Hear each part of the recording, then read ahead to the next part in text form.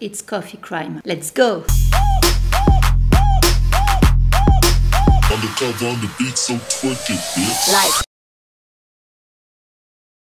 Salut tout le monde, je vous retrouve aujourd'hui pour une nouvelle vidéo et est-ce que s'il vous plaît on peut quand même noter une petite mention pour la tenue. J'ai vraiment tapé dans le détail jusqu'au rouge à lèvres rouge, mais je voulais rendre hommage à la personne dont la vidéo va traiter aujourd'hui, à savoir Selena Quintanilla, la chanteuse Tex-Mex tragiquement disparue il y a de ça un petit moment. Donc on va voir tout ça ensemble aujourd'hui. Mais avant, je tenais à vous faire le petit partage du jour. Il s'agit d'une illustratrice pour qui j'ai eu un réel coup de cœur. C'est la fille qui m'a fait ma bannière de ma chaîne YouTube. Je vous avais dit que j'avais un projet avec une illustratrice qui m'avait juste tapé dans l'œil sur Instagram. Et ben c'est Mathilde Badé. Et sincèrement, je savais exactement le genre de dessin que je voulais, genre un peu enfantin. Et quand je suis tombée sur son compte, j'ai dit c'est bon. C'est ça que je veux, c'est elle que je veux. Du coup, je l'ai contactée et franchement, elle a été géniale parce que je suis quand même assez relou, je dois l'admettre.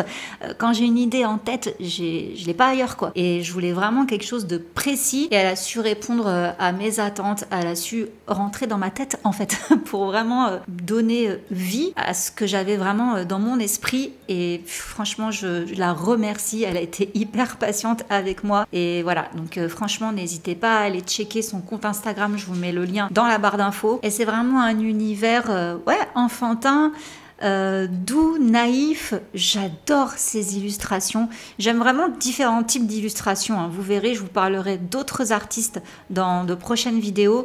J'ai vraiment pas de style en particulier, mais en tous les cas là, je voulais vraiment ce style de dessin là pour ma bannière. Honnêtement, moi la bannière, je suis trop contente, je la trouve trop belle. Elle fait des commandes personnalisées et au-delà de ça, si vous voulez juste aller la soutenir en la suivant sur Insta, je vous encourage parce que même dans mon feed, quand je vois ces photos passer, ces petits dessins, j'ai toujours le sourire, quoi. Je les trouve vraiment trop mignons ces dessins. Donc voilà, Mathilde, je te remercie encore, je t'envoie plein de force et n'hésitez pas à faire de même si ce type d'illustration vous plaît. Elle fait vraiment des super belles choses. Je ferme la parenthèse petit partage et nous allons rentrer dans le vif du sujet.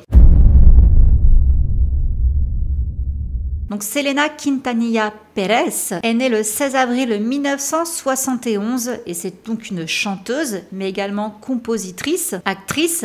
Elle a aussi créé sa marque de vêtements et elle est surnommée comme la Reina del Tejano, donc la reine de la musique Tejano. Obligé, vous avez entendu parler d'elle, il y a eu un film, il y a également une série qui passe en ce moment sur Netflix. Elle est la plus jeune d'une fratrie de 3 enfants. Son père, qui aura un rôle important dans l'histoire, comme d'ailleurs en fait tout le reste de la famille, s'appelle Abraham Quintanilla Jr. et sa mère s'appelle Marcela. Alors donc son père, rôle important donc comme je vous dis dans son histoire, dans sa vie, quoi. Il est également musicien et de ce fait, on peut dire qu'il a quand même transmis sa passion pour la musique à ses enfants. Donc juste pour planter le décor, hein, c'est donc une famille mexicaine qui vit au Texas. Et en fait, Abraham, il a entendu un jour Selena chanter quand elle avait 6 ans et juste il a été bluffé par sa voix. Du coup, il va tout simplement créer un groupe avec ses enfants. Donc on a le fils, Abraham, troisième du nom qu'on appelle AB, qui est à la basse. On a également la sœur Suzette, qui elle va être à la batterie, et Selena qui chante. Et dans un premier temps, le père s'occupera de la guitare, mais il prendra vite ses distances pour prendre un autre guitariste, beaucoup plus dans la tranche d'âge des jeunes, quoi, tout simplement. Donc dans les années 80, il va faire jouer ses enfants dans le restaurant familial qu'ils tiennent, qui s'appelle le Papagayos. Donc à cette époque-là, le groupe s'appelle Selena y los Dinos, sauf que par rapport au climat économique de l'époque, la famille va faire faillite. Du coup, ils vont déménager à Corpus Christi dans la famille d'Abraham, le père donc. Et lui, il va pas hésiter à faire travailler ses enfants. Donc, ils vont se produire dans des mariages, dans des petits événements, même au coin des rues. Donc, le père s'est autoproclamé manager du groupe. Il y croit dur comme fer que le groupe peut percer. Et c'est à l'âge de 12 ans que Selena enregistre son premier album avec ses frères et sœurs. On est toujours dans le groupe Selena y los Dinos. Le Tejano, c'est un genre de musique qui est principalement masculin, mais le père de Selena estime que c'est rendre hommage à leurs origines mexicaines que Selena chante ce genre de musique. Or, elle est américaine quoi, ok, ses origines c'est mexicaine, mais elle est née en Amérique, elle parle même pas l'espagnol, donc elle voulait vraiment chanter des chansons en anglais, sauf que encore une fois, comme son père tenait à ce genre de musique, il a dit non, tu vas chanter en espagnol, et encore une fois, vu qu'elle ne parlait pas du tout l'espagnol, eh bien elle a appris à chanter phonétiquement, donc à force d'écouter son père qui la faisait répéter les chansons en espagnol, ça a fini par faire son petit bonhomme de chemin comme ça. Et comme je vous dis, donc c'était un peu une vie de nomade finalement qu'ils menaient. Ils étaient tout le temps à droite à gauche en train de faire des concerts de ci de là pour gagner des fois des clopinettes. Sauf que tous ces voyages, ça a commencé à réellement empiéter sur la scolarité de Selena, à tel point qu'un jour sa prof a convoqué ses parents en leur faisant part du fait que c'était pas compatible quoi, qu'elle pouvait pas continuer à mener ce train de vie là. Et elle a même menacé Abraham de le dénoncer au Texas Board of Education. Et c'était pas la seule à avoir remarqué que ça collait pas, il y avait aussi d'autres profs qui ont vu que Selena était très fatiguée en classe, et le père pour réponse aurait tout simplement dit mêlez-vous de vos affaires. Donc suite à ça, Selena a été retirée de l'école, elle les a continuées par correspondance. À 17 ans, elle a obtenu un diplôme d'études secondaires, elle s'est inscrite donc à la Pacific Western University et elle a pris administration des affaires comme matière principale. Abraham le père va acheter un vieux bus dans un état lamentable que toute la famille va retaper, et là ils vont pouvoir partir en tournée. Vieux bus qu'ils ont appelé la grosse Bertha. En 85, pour la promotion d'un nouvel album, Selena et Los Dinos vont apparaître sur le Johnny Canales Show, et qui est pour le coup entièrement en espagnol.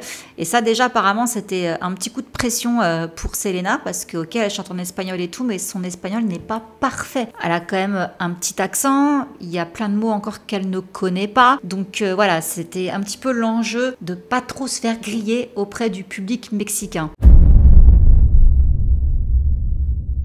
En 1987, elle va remporter le prix de la chanteuse de l'année au Terrano Music Awards. Et en 88, Selena va sortir donc des 33 tours. À l'époque, c'était ça, des disques 33 tours. Donc là, elle va en sortir 5. Et c'est justement l'année suivante, en 89, qu'ils vont signer un contrat avec le label EMI. Donc là, autant vous dire que c'est pas n'importe quoi. C'est-à-dire que toutes ces dures années de galère payent enfin. Et l'important justement de cette maison de disques, c'est qu'ils lui permettent de faire un album crossover. Donc ça, c'était vraiment quelque chose d'important pour Selena. Donc là, elle va commencer à faire des chansons en anglais et en espagnol. Les gens vont être un peu sceptiques de voir une femme mexicano-américaine percer avec des morceaux crossover. L'album Selena sort la même année, le 17 octobre 89. Et là, pour le coup, c'est le frère Caissier-Collé, quoi. C'est lui qui a composé la grande majorité de l'album. Et d'ailleurs, c'est lui qui composera quasiment tous les autres titres d'après. Donc autant vous dire que l'album va faire taire les mauvaises langues, parce qu'il va quand même assez bien marcher. Ça va même permettre à Selena de décrocher un contrat avec Coca-Cola. Donc elle va chanter pour le jingle de la marque, en étant donc leur porte-parole au Texas. Et c'est à peu près à cette époque-là que va rejoindre le groupe Chris Perez, qui aura naturellement une grande importance dans la vie de Selena.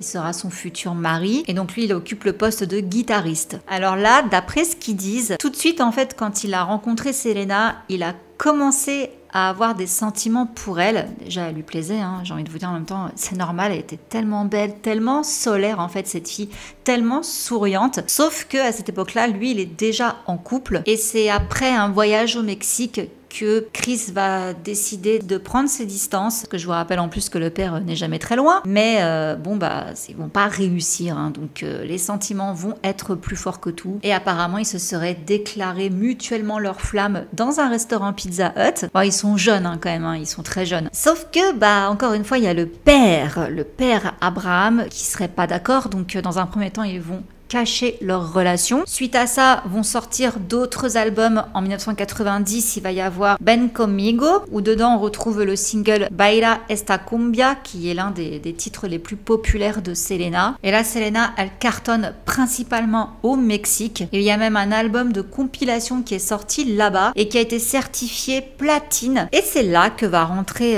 en scène un personnage qui aurait dû rester là où il était, à savoir Yolanda Saldívar. Alors en fait, cette femme est donc une infirmière qui est fan de Selena et elle va demander à son père, donc Abraham, si elle peut diriger le fan club de Selena. À savoir donc qu'à ce moment-là, Selena n'a pas de fan club. Le père va trouver que c'est une excellente idée, que ça peut justement aider à accroître la popularité de sa fille. Donc le fan club va être créé à San Antonio et ce sera donc Yolanda, la présidente du fan club de Selena. Grave erreur. Et de par ce statut, Yolanda va carrément taper l'incruste dans la famille en fait. Elle va devenir hyper amie avec toute la famille, mais surtout amie avec Selena. Tout le monde lui fait confiance. Le fan club ouvre ses portes en 1991. Tout le monde est content. Et c'est d'ailleurs cette même année, en 91, qu'elle va enregistrer une chanson en duo avec un chanteur qui s'appelle Alvaro Torres. La chanson s'appelle Buenos Amigos et elle va cartonner. Elle va atteindre la première place du Billboard Top Latin Songs et ce morceau a vraiment du coup permis à Selena de se classer pour la première fois en première place en fait avec un single. C'est vraiment, on va dire, l'un des morceaux qui a vraiment été déterminant dans sa carrière. Il va également lui permettre de faire une tournée sur les côtes ouest et est des États-Unis. Alors là, les choses vont se corser. La love story secrète de Selena et Chris va arriver aux oreilles d'Abraham papa. Et apparemment, le père a découvert ça pendant qu'ils étaient dans le bus, donc la grosse Bertha. Et à ce qui paraît, il aurait arrêté le bus, il aurait fait descendre Chris, il aurait dit qu'il était le cancer de sa famille. Et il aurait fait pression en disant que s'il continuait leur relation, il mettait fin au groupe. Bon, face à ce coup de pression, Selena et Chris, ils ont dit... ok, ils ont abdiqué. Du coup, Abraham, ok, cool, il a viré Chris du groupe et il a tout mis en place pour que Selena ne le suive pas, pour qu'elle reste avec lui. Ils vont continuer leur relation secrètement. Et c'est le 2 avril 1992 que Selena et Chris vont s'enfuir afin de se marier. Et ça, Chris, il en parle dans des interviews où il dit en fait que c'était l'idée de Selena. Selon elle, son père n'approuverait jamais leur relation. De toute façon, la preuve, il l'a viré du groupe. Il a interdit à Selena de le revoir. Donc, elle s'est dit que la seule façon qu'il accepte en fait cette relation, c'est si ils étaient mariés. Chris, au début, il n'était pas chaud, mais finalement, il a cédé. Donc à peine quelques heures après leur mariage, la nouvelle a fuité. Les médias donc se sont emparés de l'affaire. Bon, vous doutez bien que là, Abraham, il l'a très mal pris. En fait, lui, surtout, ce qu'il avait peur, c'était que Chris prenne un petit peu trop l'ascendant sur Selena. Et il avait peur, du coup, que ça interfère avec la carrière musicale de Selena, qui lui mette juste des bâtons dans les roues. Mais par la suite, il s'est radouci, il a contacté Chris, il se serait excusé et il a fini par... accepter ce mariage et Chris a pu réintégrer le groupe. Bon, un mois après leur fugue, Selena a enregistré un troisième album qui s'appelle Entre a mi mundo en mai 1992. Donc, il va être certifié 10 fois disque de platine. Donc, il va être vendu à 600 000 exemplaires et au Mexique, il va être vendu à 385 000 exemplaires. Et ce qui est donc notable, c'est que c'est la première fois en fait qu'une artiste féminine de musique Terrano arrive à vendre plus de 300 000 exemplaires. Donc là, pareil, on va avoir un petit coup de pression parce que du coup, Selena va être invitée au Mexique pour faire une tournée de presse. On a peur, encore une fois, qu'on grille que l'espagnol, c'est pas une langue qu'elle maîtrise depuis la naissance, mais elle va juste réussir à charmer tous les journalistes mexicains qui vont la nommer artiste du peuple. Donc là, jackpot, Selena va être invitée à se produire au Mexique. Elle va notamment faire le festival d'Acapulco en mai 93. Elle va faire également un show au Nuevo León le 17 septembre 93 avec 70 000 spectateurs. Et c'est d'ailleurs à cette occasion-là qu'elle va avoir le titre de plus grande artiste tejano du Mexique. C'est un truc de dingue. C'est vraiment genre la consécration quoi pour une artiste mexicano-américaine. Et là va arriver le titre phare finalement de la carrière de Selena, Como la Flor. Elle va être première dans les classements de musique latine. Elle va être encore nominée aux Tejano Music Awards de 1993. Et en 1994, l'album Entre a mi Mundo est classé deuxième album mexicain le plus vendu de tous les temps. Et à ce moment-là, elle va aussi sortir Live, qui a été enregistré lors d'un concert gratuit qu'elle a donné à Corpus Christi, donc la ville où elle vit. Et ce concert, il était au Memorial Coliseum et c'était le 7 février 1993. Et elle va remporter du coup le Grammy Award du meilleur album mexicano-américain. Et par la même occasion, ça va donc faire d'elle la première artiste tejano à remporter un Grammy Award. Et c'est là aussi on va commencer à parler mode. Selena a toujours adoré la mode.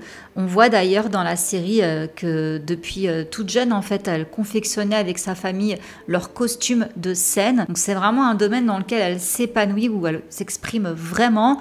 Donc elle va créer en 1994 une ligne de vêtements et pour ça elle va ouvrir 2 boutiques qui s'appellent Selena etc. Donc il y en aura une à San Antonio et une à Corpus Christi. Et en plus de vendre des vêtements, ils font également salon de beauté. Ils vont faire 2 défilés de mode et sa marque, elle marche super bien parce que, comme je vous dis, Selena, elle a vraiment un certain sens de la mode. On peut notamment retrouver des combinaisons avec vraiment beaucoup de paillettes, des vestes à franges, des pantalons pas de def. Les boutiques vont lui rapporter 5 millions de dollars. Grâce à ça, Selena est surnommée la Madonna mexicaine. Et pour info, Yolanda, alors voilà celle-là, tout le monde était assez content d'elle parce que du coup, en plus de gérer le fan club de Selena, elle gérait également les 2 boutiques qu'elle avait à San Antonio et à Corpus Christi. En mars 1994, elle sort donc son 4e album qui s'appelle Amor Prohibido, Amour interdit. Et d'ailleurs, cet album-là va être l'album latin le plus vendu aux États-Unis pendant l'année 95. Et va même lui valoir une nomination aux Grammy Awards. Et il rapporte également le titre du disque de l'année aux Tejano Music Awards. À ce moment-là, Selena, elle est en tournée pour justement son album Amor Prohibido. Et elle va du coup également être nommée l'une des meilleures tournées de la musique latine. Suite à tous ces prix, à toutes ces consécrations, elle va être considérée comme plus grande que le Tejano lui-même. L'album Amor Prohibido est classé parmi les enregistrements latins les plus essentiels des 50 dernières années. La même année, elle va également être au cinéma aux côtés de Marlon Brando. C'est pour le film Don Juan de Marco. Alors là, on va rentrer dans le sujet beaucoup moins drôle. Alors, ce qui se passe, c'est que donc Yolanda Saldívar, comme je vous ai dit, donc elle gère le fan club de Selena, ainsi que ses 2 boutiques de vêtements à San Antonio et Corpus Christi. Ce qui se passe, c'est que apparemment, quand Yolanda rend visite aux couturières au Mexique, elle les mettait très mal à l'aise. Elle se permettait en fait des choses, des réflexions. Elle avait même demandé aux employés de lui donner de l'argent afin de faire un cadeau à Selena. Donc à ce moment-là, elle a demandé à quelqu'un qui s'appelle Philippe Randolph de créer une bague en forme d'œuf en diamant. Petit clin d'œil à Selena qui collectionnait les œufs de Fabergé, mais quand elle l'offrira à Selena ensuite, elle dira que c'est elle-même en fait qui lui offre. Vous voyez un peu, ça va pas là en fait. Tant et si bien qu'en décembre 1994, les boutiques ont commencé à très mal se porter. Pour vous donner un ordre d'idée, le personnel qui était de 38 employés est passé à 14 parce que Yolanda virait ceux qu'elle n'aimait pas. Et c'est à ce moment-là, du coup, le personnel a commencé à se plaindre auprès de Abraham, le père de Selena. Et lui, pour le coup, il a tout de suite pris ça très au sérieux. Et il a mis en garde Selena par rapport à Yolanda en lui disant « Attention, elle n'est peut-être pas de bonne influence ». Bon, naturellement, Selena, ça lui passe au-dessus la remarque de son père parce que c'est quand même quelqu'un qui, de base, n'aime pas grand monde. Voilà, on se rappelle l'épisode avec Chris. Dès que quelqu'un est un peu trop proche de Selena, il commence à sortir les crocs. Et le mois d'après, donc en janvier 95, on a la cousine de Selena, Debra, qui va être engagée afin de développer l'entreprise de Selena, donc ses vêtements, au Mexique. Sauf qu'elle va démissionner une semaine après. Quand elle a justement voulu un petit peu fouiner, Yolanda lui a dit mais occupe-toi de tes affaires. Du coup, à ce moment-là, on a un homme qui s'appelle Martin Gomez, qui est donc le créateur de mode pour Selena, qui lui, pareil, commence à avoir ras la casquette, quoi. Ça se passait très mal avec Yolanda. Il lui reprochait de très mal gérer les boutiques et que d'ailleurs, par la même occasion, elle détruisait également ses œuvres. Selon lui, Yolanda gérait également très mal les factures, à savoir que donc elle les payait pas. Et pareil, lui aussi, il a mis en garde Selena contre Yolanda, sauf que bon, pareil, elle l'a pas pris au sérieux. Et d'ailleurs, il va même déclarer lors d'une interview que l'obsession de Yolanda pour Selena était juste sans limite, qu'apparemment elle avait des affiches d'elle partout sur les murs. Elle avait également de nombreuses photos de Selena. Elle avait même une bougie allumée pour Selena. Donc comme si qu'elle avait un espèce d'hôtel sacré. Et il dit, je cite, « Lorsque les invités arrivaient, Yolanda les divertissait avec des cassettes vidéo de Selena en train de se produire. Elle semblait très obsédée. » Et apparemment, d'après les membres du personnel, Yolanda, elle était tout le temps là en train de se plaindre, à dire qu'elle aimerait être comme Selena. Et là où c'est dégueulasse, en fait, c'est que à cette époque-là, Selena lui avait donné sa carte American Express, mais c'était uniquement pour des besoins professionnels. Sauf que Yolanda, elle a mené la belle vie. Elle utilisait la carte de Selena pour emmener des amis dans des grands restaurants de luxe hyper coûteux. Et d'ailleurs, parallèlement, toujours en janvier 95, que vraiment tout ça s'est fait sur un mois, hein, ça a été très rapide.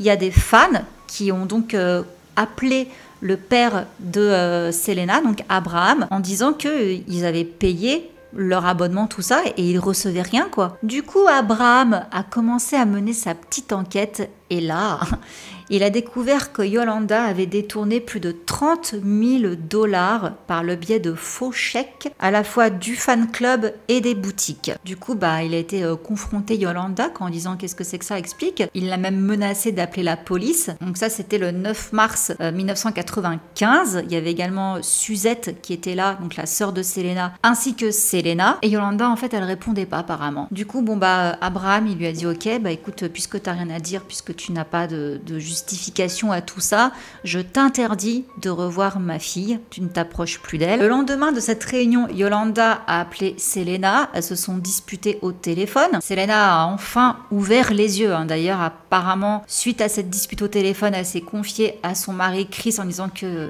pouvait plus du tout lui faire confiance, quoi. Yolanda possède des papiers qui sont indispensables en fait pour les déclarations d'impôts, si j'ai bien compris. Du coup, Selena tient à récupérer ces documents. Et là, en fait, tout va très vite. Le lendemain, Yolanda aurait acheté une arme. Alors, la flûte qu'elle a sortie au vendeur, c'est parce que elle a dit qu'elle était infirmière et que des fois, elle travaillait avec des patients qui étaient un petit peu dérangés, que du coup, elle avait peur pour sa sécurité. Et 2 jours après cet événement, Selena a demandé à Yolanda de venir avec elle à Monterrey pour l'accompagner dans sa tournée mexicaine. Du coup, Yolanda, elle a rendu l'arme. Et le 26 mars, Yolanda aurait volé des échantillons de parfums dont Selena avait besoin, ainsi que d'autres relevés bancaires au Mexique. Et quand elles sont revenues à Corpus Christi, Selena lui a redemandé les documents. Et là, Yolanda est repartie acheter l'arme. En 1 semaine, après leur retour, le nom de Yolanda a été retiré de tous les papiers concernant donc les boutiques, le fan club. Elle a été remplacée par quelqu'un d'autre.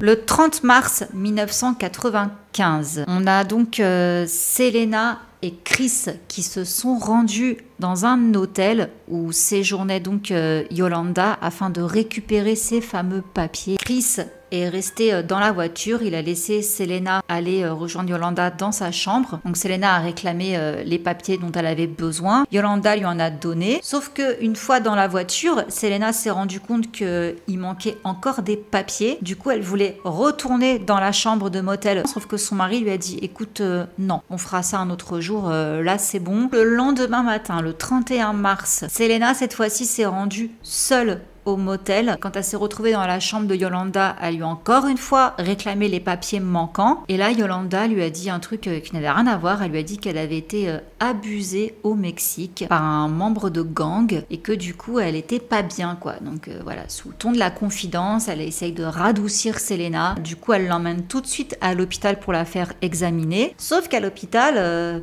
ils vont l'examiner, ils vont rien trouver du tout, quoi. Elle a rien, quoi. Non, elle a pas été abusée. Du coup, Selena, elle a ramené Yolanda dans sa chambre de motel en montant un peu le ton cette fois-ci en disant bon écoute c'est bon là, il y en a marre, rends-moi mes papiers. À un moment donné, Selena aurait même retiré la bague en forme d'œuf donc que Yolanda lui avait offerte. Ça aurait été le geste qui aurait fait vriller Yolanda. À ce moment-là, elle a sorti son arme. Elle a donc tiré sur Selena pendant qu'elle tentait de partir de la chambre. Elle a couru sur plusieurs mètres en hurlant aidez-moi, aidez-moi. Elle a réussi à atteindre le lobby du motel et là elle s'est effondrée à la réception. Donc là je sais plus si c'est un réceptionniste ou le gérant qui s'est agenouillé par terre à ses côtés et Selena lui aurait donc dit que c'était Yolanda qui l'avait touchée, qu'elle était dans telle chambre et ils ont immédiatement appelé les secours.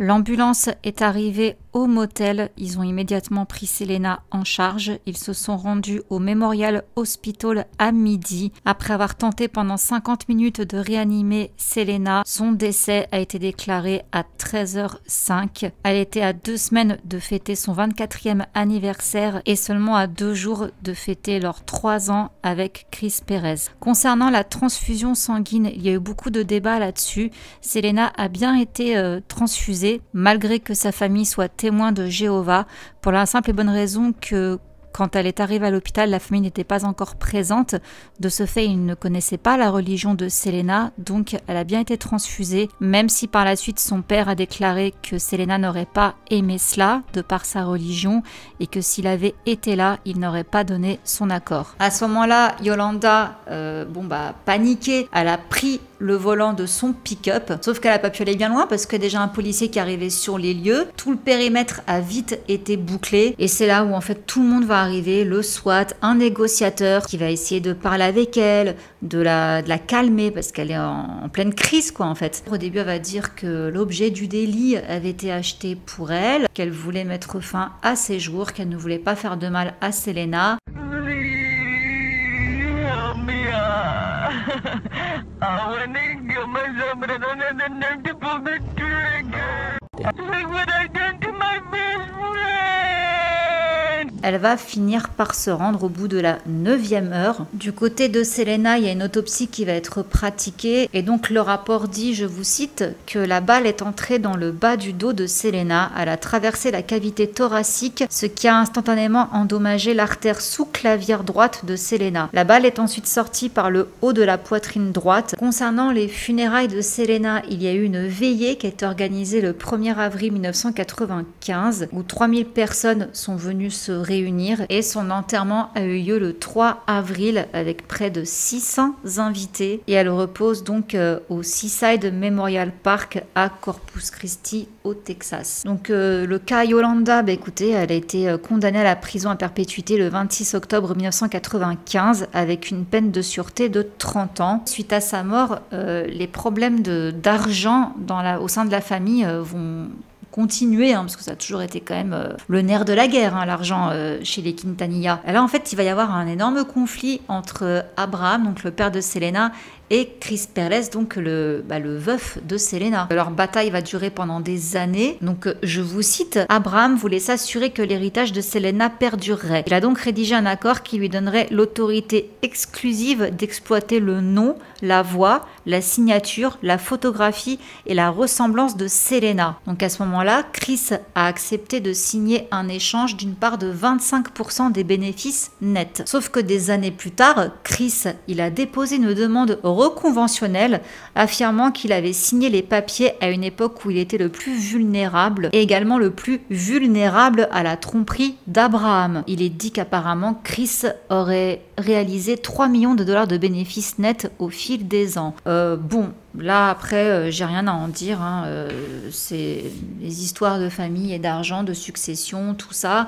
Mais c'est vrai que c'est intéressant parce que Selena est décédée en 95. Il y a donc, comme je vous dis, un film qui a été réalisé, qui est sorti en 97 avec Jennifer Lopez. Le producteur exécutif est donc Abraham, le père de Selena. Et en fait, le souci, si vous voulez, c'est que à la base, on voulait Salma Hayek pour le rôle. Et Salma Hayek a refusé le rôle parce qu'on lui a proposé une semaine après le décès de Selena. Are the rumors true that you were originally offered the role of Selena but turned it down? Yes. That is true. Yeah. Because they offered it to me like a week after she died. Right. A little bit they were already planning on making this movie. Right. Yeah. Je ne sais pas, franchement, je vais pas vous dire que c'est la famille, tout ça, je n'ai pas la preuve en fait, je ne sais pas qui a lancé l'idée aussi vite de faire un film sur sa vie. Il y a assez de requins pour proposer le truc, c'est pas forcément la famille qui l'a suggéré en premier. Toujours est-il que pour moi, ça fait quand même sens par rapport à ce que je viens de vous lire, que le père ait voulu justement avoir son mot à dire sur le film, vu que ça concerne donc l'image de sa fille. Après, concernant, je vous dis, la rapidité du truc, je sais pas si c'est une volonté de la famille ou d'un réalisateur, producteur très opportuniste. Toujours est-il que l'héritage musical de Selena, bon bah comme je vous dis, hein, il est toujours présent, et notamment sa chanson qui s'appelle Amor Prohibido. Alors, on va parler un peu plus de ça parce que Yolanda a sorti une bombe 9 ans après son procès. Je me suis fait un documentaire en plusieurs parties sur justement tout ce qu'elle a pu raconter ainsi que sa sœur, à Yolanda, qui appuie les propos de sa sœur. Et franchement, j'ai eu beaucoup de mal à comprendre parce que c'était ni en français ni en anglais, c'était en espagnol. Le gros du truc, en fait, ce que j'ai retenu, elle dit que Selena avait un amant, un docteur, et selon elle, apparemment, il aurait fait chanter Selena en lui disant soit tu quittes ton mari et on officialise, soit je raconte tout aux médias. Donc selon Yolanda, un employé de Ricardo Martinez aurait enregistré, filmé Selena et le médecin. Il aurait également filmé le docteur en train d'avorter Selena. Donc a priori, elle était enceinte. Alors je ne sais pas si elle aurait été donc enceinte de lui ou de Chris, c'est pas clair. Et pourquoi il les a filmés? C'était justement à la demande de Ricardo lui-même pour avoir justement un moyen de pression sur Selena. Et selon Yolanda, elle avait donc une arme sur elle parce que les choses commençaient à se corser entre justement ce docteur et Selena. Et comme Yolanda était au courant de tout, du coup, ça la mettait dans une position très dérangeante. Et du coup, elle avait peur pour sa vie. Donc c'est pour ça qu'elle avait l'arme chez elle. Et selon elle également, Selena avait prévu de s'enfuir avec ce médecin. Et on voit d'ailleurs l'émission qui est allée filmer chez sa sœur où il montre un grand sac en fait de voyage avec plein de vêtements de Selena dedans. Et il y a la sœur donc de Yolanda qui atteste en disant oui, regardez, elle avait projeté de s'enfuir, il y avait toutes ces affaires là, c'est ma sœur qui les gardait. Mais c'est pas cohérent en fait, si vous voulez, parce que c'est là où je vous dis, mais elle raconte vraiment n'importe quoi. Si du coup Selena avait prévu de s'enfuir avec ce médecin, pourquoi dans ces cas-là il serait devenu menaçant? Là, pour le coup, que Yolanda craigne pour sa sécurité, je vois pas l'intérêt, puisque selon elle, Selena avait fait son choix. Elle allait partir avec le médecin et quitter Chris. Ça tient pas debout. Et franchement, je vous dis, c'est... Oh là là, j'ai regardé ça, je me suis dit, mais qu'est-ce que c'est que cette histoire ? Je vous mettrai les liens en barre d'infos, vous irez voir si vous comprenez bien l'espagnol. Moi, ça m'a échappé complètement. J'ai trouvé ça lunaire, en fait, cette explication de Selena qui est menacée par le médecin, qui la filme discrètement pour avoir un moyen de chantage sur elle. Et du coup, l'homme de main, l'employé, qui échange des courriers avec Yolanda et tout. Oh là là là là, quelle histoire. ¿Qué es lo que tiene esa caja de seguridad? Tienen documentos, videos, cartas, recibos, que enseñan mi inocencia. ¿Pero por qué nunca ha venido a corte esa caja? Porque por eso estoy peleando en la corte ahorita, pues está mi apelación pendiente. ¿Pero 9 años? Eso se dice de la corte del estado de Texas.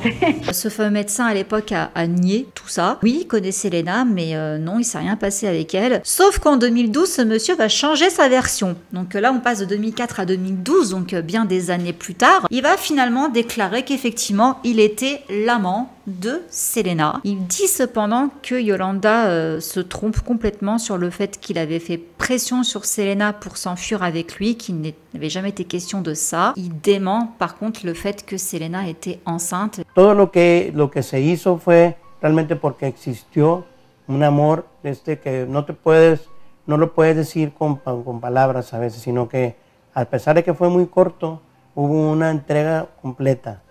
Yo estaba dispuesto en ese momento a tener un cambio de vida por ella, sí. Sí, definitivo. Y no me arrepiento, I was happy the way things were going. She was happy the way things were going. And we just kind of, I supported her and she supported me in some of the things that I wanted to do. And I just, we were in love with each other. ¿Nunca te quedaste con las ganas, Chris, de preguntarle a Yolanda o de hablar con ella? Nah, nunca. Never. I mean, for what?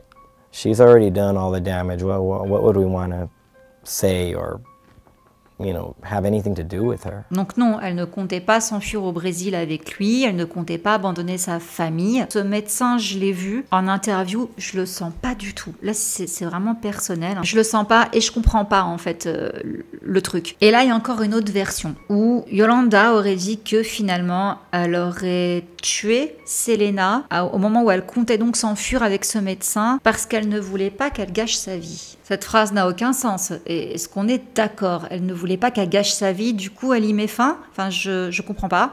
Il y a trop de versions autour de ça. Je veux bien, admettons. Là, je donne vraiment mon avis, je me permets. Comme d'habitude en soi. Je pense que Selena a été très exploitée par son père, au même titre que son frère et sa sœur. Mais par la suite, je pense pas que tout ce que la Yolanda raconte sur les histoires de tromperie et tout soit vrai.